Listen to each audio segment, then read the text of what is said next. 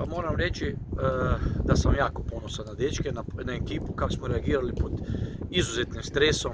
Vratili smo se u poziciju da mi odlučujemo sami o sebi i to je nešto najljepše u sportu kad vidiš samo o sebi. Tako da stvarno sam na njih ponosan, vjerujem jako sad u ovu ekipu, postali smo prava ekipa i ja sam uvjeren da ako ćemo opet biti na tom nivou da mi možemo sami odlučiti o svojoj sudbini.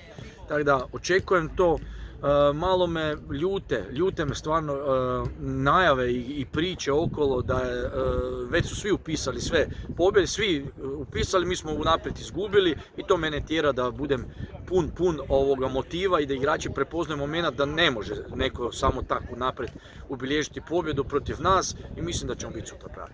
Mi pod pritiskom već radimo određeno vrijeme i mi smo odlično reagirali pod pritiskom. Mislim da u ovom trenutku Istra i Varaždin moraju biti pod većim pritiskom i oni moraju razmišljati o nama, ne mi o njima. Tako da